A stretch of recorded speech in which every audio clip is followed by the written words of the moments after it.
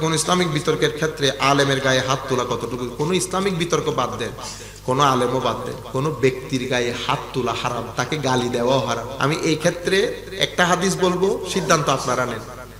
আমার নবী, এটা মুসলিম শরীফের বয়ান, আমার নবী একদিন সাহাবায়ে কেরামকে জিজ্ঞেস করতেছে, মানিল মুফলিস, মুফলিস কে? মুফলিস মানে আপনারা যারা আরব বিশ্বে থাকেন ফুলুস বলে না, ফুলুস টাকা পয়সা। তামান নবী বলেছে, সাহাবায়ে কেরাম বলতেছেন, ইয়া রাসূলুল্লাহ, আল মুফলিসু ফিনা মান লা দিরহাম লাহু ওয়া লা মাতা।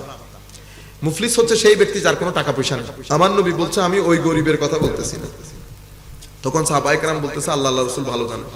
তখন আমার নবী বলতেছেন, গরিব, আসল গরিব সেই ব্যক্তি যেই ব্যক্তি কিয়ামতের দিন উত্থান হবে, তার সওয়াবের আমলের যেই বাকেট, ঝুরি, এটা একেবারে ভর্তি সওয়াবের, গুনাহটাতে কোনো কিছু নাই।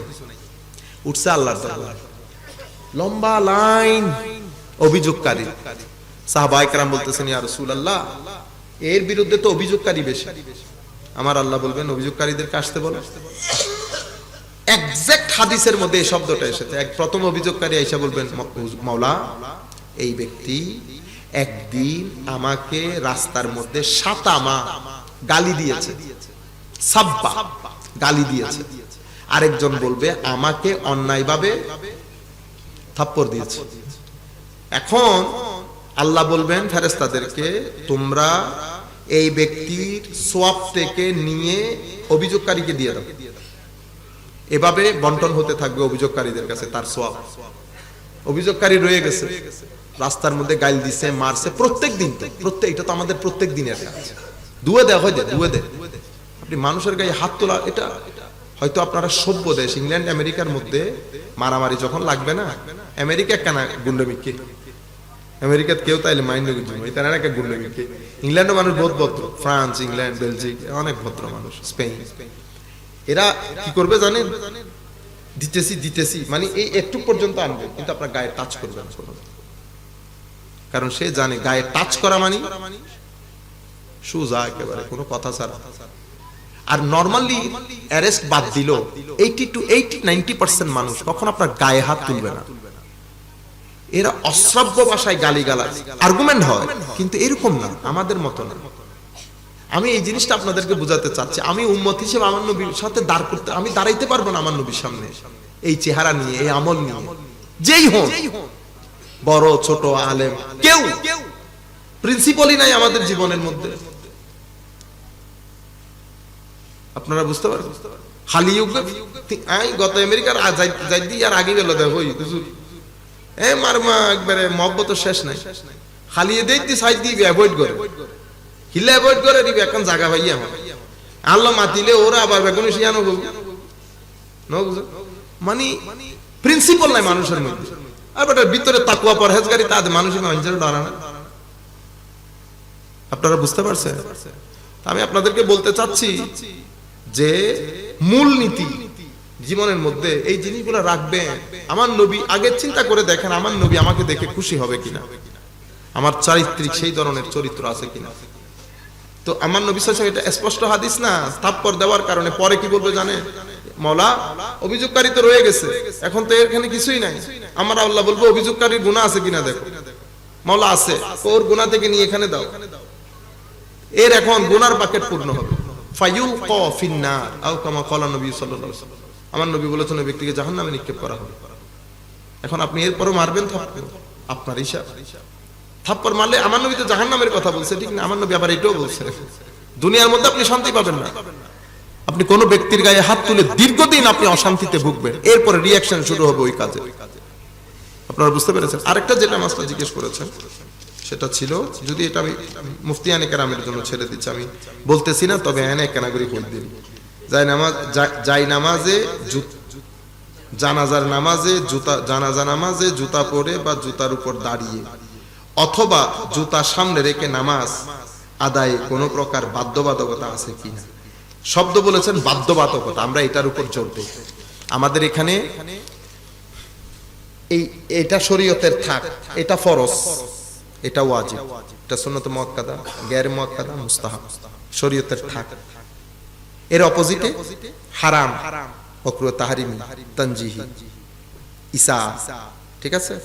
তাহলে থাক হয়ে গেল না? আপনি সব জিনিসকে ফরজ বলতে পারবেন? ফরজের জন্য দলিল আছে, দলিল স্পষ্ট হইতে হবে, বুঝতে পেরেছেন? ফরজের জন্য দলিল, যেমন আমি এটা, এই এলাকার নাম কি, এটা কোথায় পড়ছে, চাঁদগাঁও, ঠিক আছে?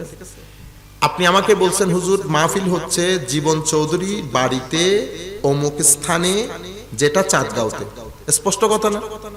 এটা খানা মাংসের ফুসর করলে হয় না জীবন চৌধুরী বাড়ি সামনে।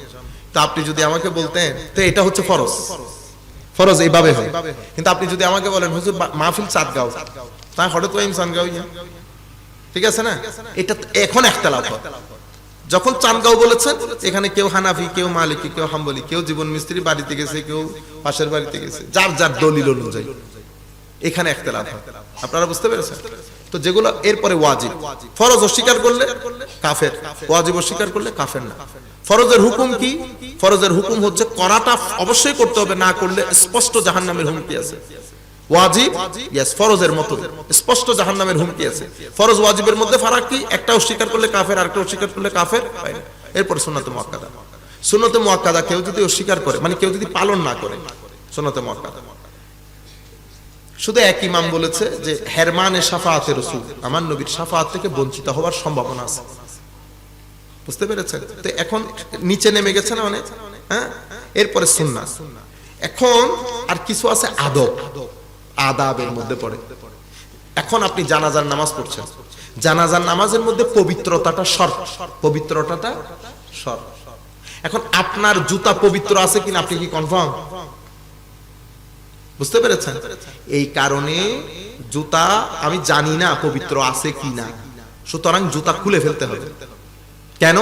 কারণ নামাজের জন্য আপনার পবিত্রতাটা শর্ত।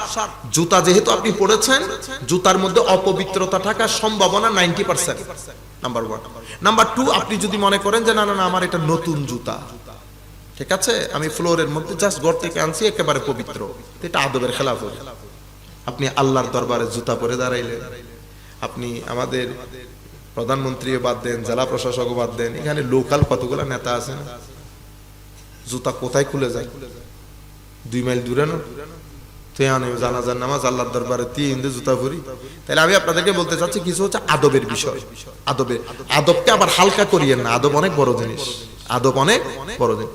আপনি লম্বা পা করে কোরআন শরীফ পড়তেছেন, ইবে বলে হঠাৎ সৌদি আরব দেখতে দেবেন, তো সৌদি আরব দেখুন দিয়ে ঠ্যাঙ মিতেছে নো কুড়িয়ে কুড়িয়ে হন না সিটিং এবার তোমাদের কুড়িয়ে দেন না ঠ্যাঙ কুড়িয়ে না হতে না কুড়িয়ে না ইবে ঠ্যাঙ মিতেছে নো কুড়িয়ে অন হইতার না ইতে ঠ্যাঙ কুড়িয়ে বুঝে।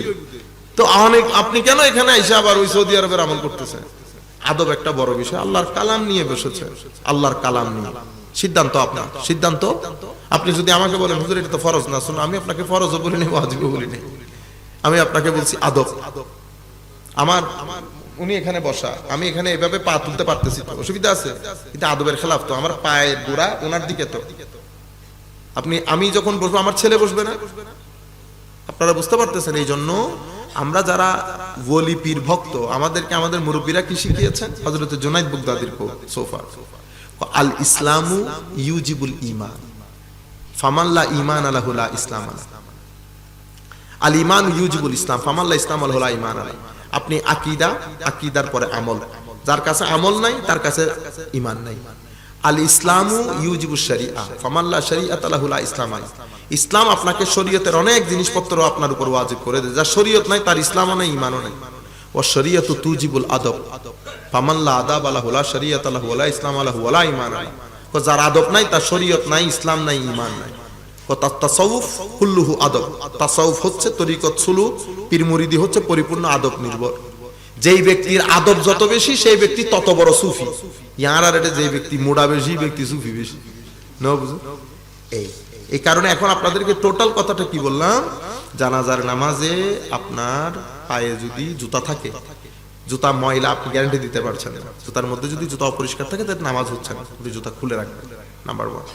হ্যাঁ, জুতা যদি আপনি মনে করেন অনেক জায়গায়, বিশেষ করে বাইরে তো জানাজা পড়ার একটা ইয়ে আছে, ওখানে ময়লা থাকে না, কিন্তু আদবের খেলাফ, এটা আদবের খেলাফ। অনুরূপভাবে জিয়ারত করার সময় আরেকটা হচ্ছে জুতার উপর পা রেখে, জুতার উপর পা রেখে এখানে দুইটা জিনিস, একটা বিষয় হচ্ছে আপনি যদি মনে করেন যে আপনার জন্য সেফ, কারণ এখানে ডায়াবেটিসের রোগী বেশি, ডায়াবেটিসের জন্য হ্যাঁ, আপনি যদি দেখেন যে দাঁড়ানোর জায়গাটা ঠিক আছে, তাইলে তো আপনার এগুলো প্রশ্নই আসতেছে না। প্রশ্নগুলো আসে তখন, যেমন কিছুদিন আগে আমি একটা জানাজা পড়তে গেছিলাম, সেই জানাজার মধ্যে দাঁড়াবো কোথায়, একেবারে ময়লাপূর্ণ জায়গা, ময়লা গসা টসা কত কিছু আছে না, ফুটে গেলে কারো বরবাদ না, যাদের ডায়াবেটিস তার তো গেছে জীবন। এমন সংকটাপন্ন পরিস্থিতিতে হ্যাঁ জুতার উপর পা রাখেন, কিন্তু আপনি চেষ্টা করবেন জুতার উপর পা রেখে নামাজ না পড়তে। আল্লাহর দরবারে দাঁড়াইছেন, আল্লাহর জমিনের উপর দাঁড়াই নামাজ পড়বো, বুঝা গেছে?